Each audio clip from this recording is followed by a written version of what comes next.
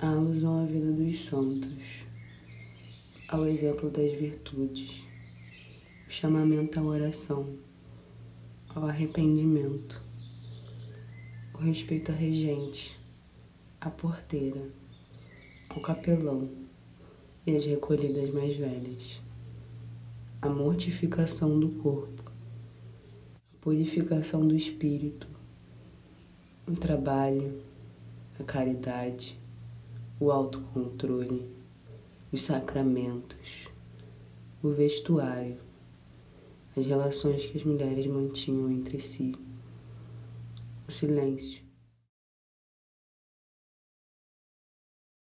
a clausura e a compostura integravam um programa de arrependimento que levaria as mulheres a mudar de vida e a esquecerem o seu passado recente.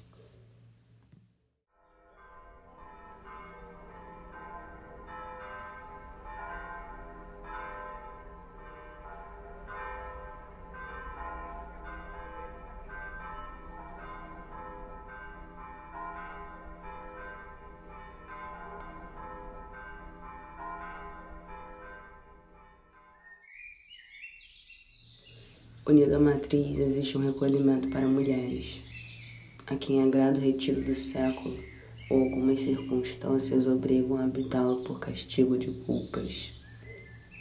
Diligências de Manuel da Rocha, fundador, a quem intitularam protetor do bem comum, do vigário sobredito e então provisor do bispado, Antônio José dos Reis Pereira e Castro, mestre escola que era da Sé.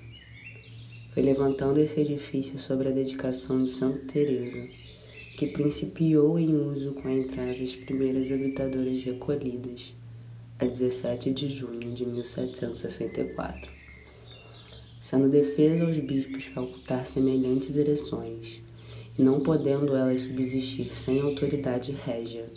Assim mesmo foi continuando a casa no exercício do seu destino, até que, por efeito das representações do reverendíssimo bispo Dom José Joaquim Justiniano e do vice-rei Luís de Vasconcelos e Souza, houve por bem a rainha Nossa Senhoria de confirmar a sua instituição, e permitido o uso com que principiara.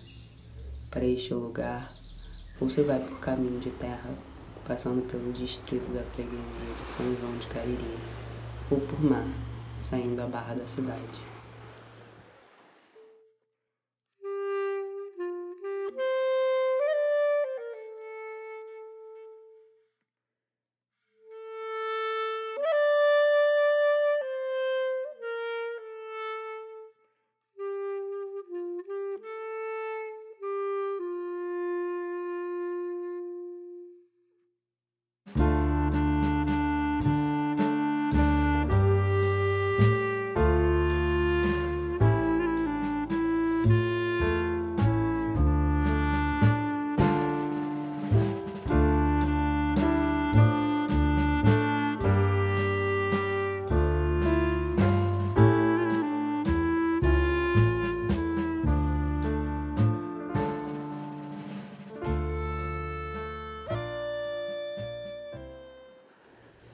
Queridas estrelas, hoje vocês parecem ser os únicos seres capazes de me ouvir.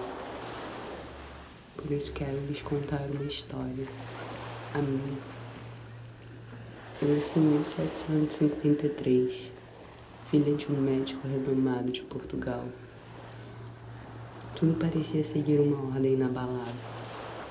No resto do mundo, entretanto, o caos e o conflito pareciam ser visitas frequentes. No ano que nasci, teve início a Guerra da Guaratinica, ou Guerra dos Sete Povos, um conflito armado entre tribos guaranis e os colonizadores. Meu tio, por parte de mãe, fazia parte das tropas enviadas pelo rei. Quando fiz 4 anos, meus pais tiveram seu segundo filho, o menino que sempre desejaram. Finalmente um herdeiro. Nunca mais pertencia àquela família.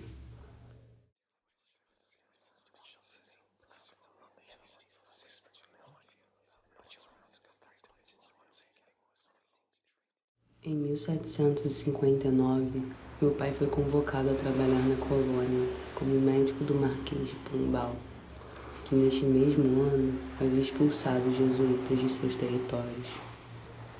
Toda a nossa família atravessou o Atlântico para viver nesta terra ainda meio selvagem. Lembro-me de uma noite ver algo que nunca havia visto antes. Parecia um risco de luz no céu. Tive medo e ao mesmo tempo fiquei hipnotizada por aquilo que mais tarde descobri ser um cometa chamado Halley. Me perguntava se alguém vivia lá, como devia ser incrível morar perto das estrelas.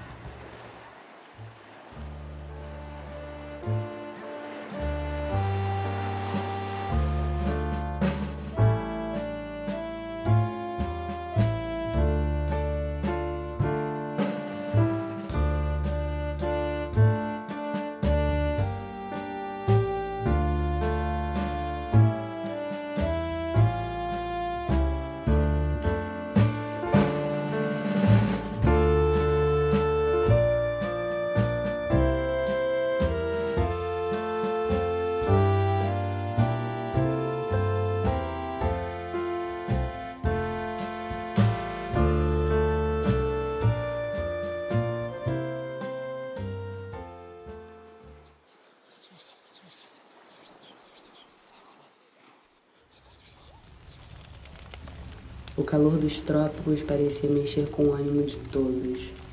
Ouvi o meu pai dizendo que o ouro já estava a ficar mais escasso nas minas. Eu comecei a ser lecionada em casa por minha mãe. Ela dizia que devia ser preparada para conseguir um bom pretendente. Eu achei estranha essa ideia. Quando completei 10 anos, a colônia ganhou um novo título, vice-reino. Ganhamos mais status. A Guerra dos 7 Anos acabou. O rei Augusto III da Polônia morreu e meus pais me apresentaram meu primeiro pretendente, João Fernandes, de uma família de comerciantes de seda. Eu mordi a mão dele quando chegou perto de mim. Todo o tempo ouvi os adultos falando sobre a crise econômica vivida no reino.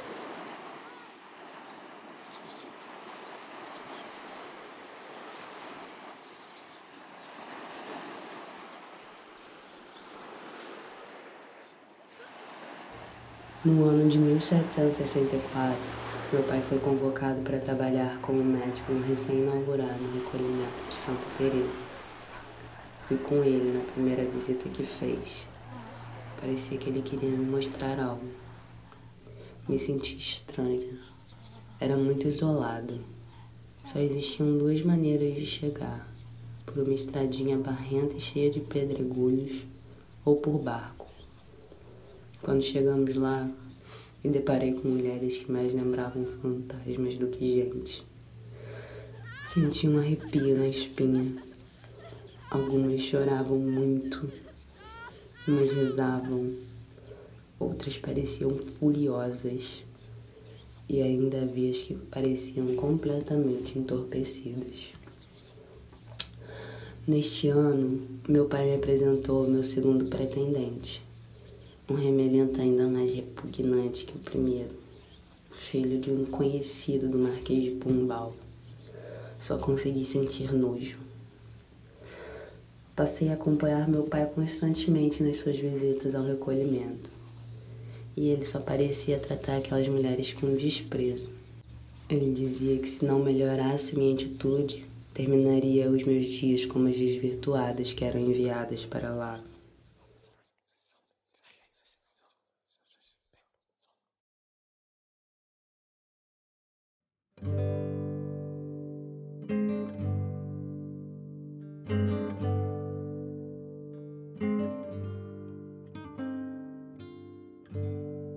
No ano seguinte, recebemos notícias de nossa família ainda residente em Portugal, de que Lisboa havia tremido com um terremoto. Aqui o chão continuava no mesmo lugar, mas a minha mente parecia cada vez mais abalada. Achava que não me encaixava naquela família, e às vezes parecia que Deus tinha se esquecido de mim. As mulheres do recolhimento não saíam da minha cabeça. Qual teria sido o pecado tão terrível que cometeram para serem mandadas para aquele lugar? Meus pais pareciam cada vez mais desapontados com o que estava me tornando. Só meu irmão parecia trazer algum orgulho para eles.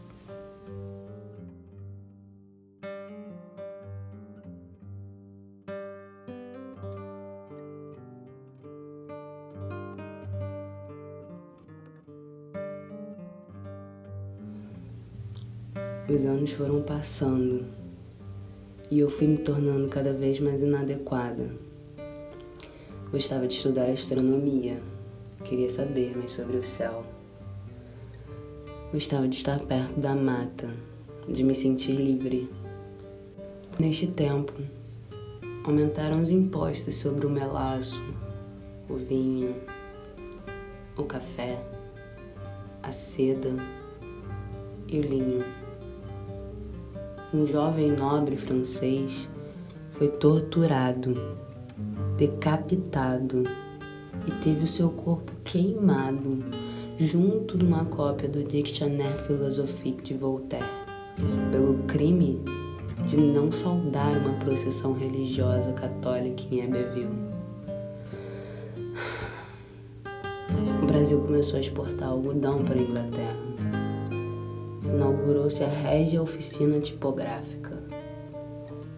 Na América do Norte, aconteceram 2 eclipses, com apenas 5 horas de diferença entre eles. Nesse dia, muitas pessoas acreditaram que se tratava do fim do mundo. O Marquês de Pombal pôs a Inquisição sob proteção régia. O rei português foi agredido por um demente com 2 pauladas. E a carruagem do Marquês foi apedrejada à saída do paço. E quando o cometa Harley passou novamente pelos céus, eu não havia me tornado o que os meus pais desejavam. E aqui estava eu, vivendo como interna num lugar que, quando criança, me dava arrepio pelas mulheres ali recolhidas, olhando o céu pela pequena fresta no teto que cavei um dia. Memória de uma lunática.